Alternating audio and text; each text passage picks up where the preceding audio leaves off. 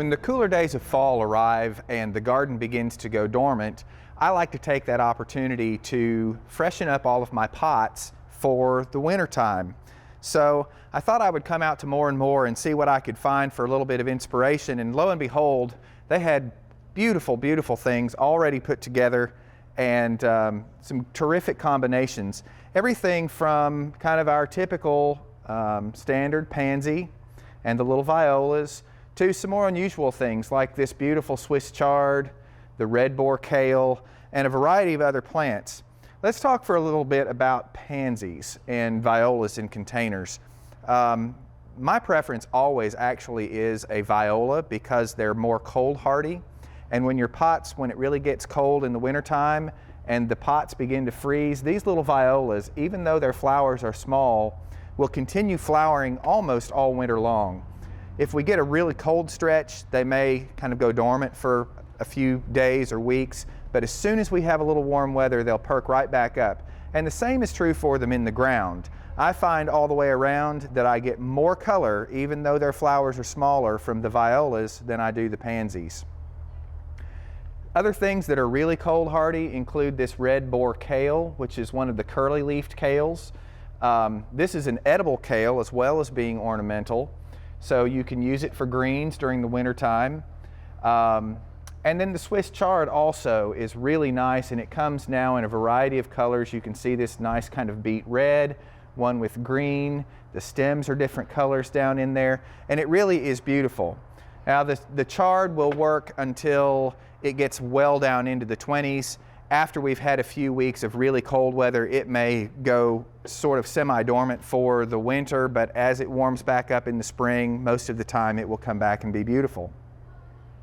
Another thing that they've done with some of their containers here is something I like to do at home, which is use plants that will live through the winter in the container, but then be able to plant them out in the garden in the spring. And this container is a great example of that. They've used this little golden sweet flag. They've used a variegated euphorbia, another great perennial that will remain at least semi-evergreen through the winter.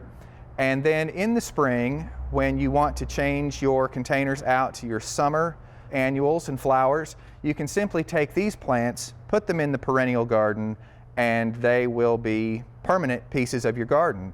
Then there also is the opportunity to do some of these beautiful succulents. Some of them in a few weeks after a couple of hard freezes will go dormant, but most everything in this pot will remain evergreen through the winter.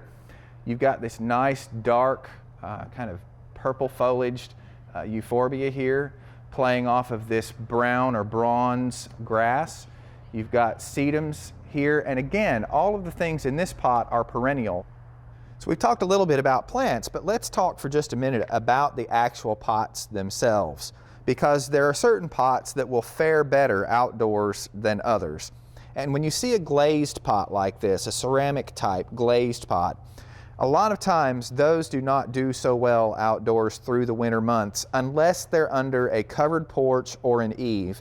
But if they get wet and then freeze and thaw, after 2 or 3 seasons you'll see that the finish begins to crack and flake off. And a lot of times if you put these in the garden, they will be temporary. So just go into it knowing that. But they still make beautiful combinations for the winter. And as we move on down here and look at some of these other plants, this one actually is in a little metal container, which would be perfectly fine for outdoors during the winter. Clay will hold up okay outdoors during the winter.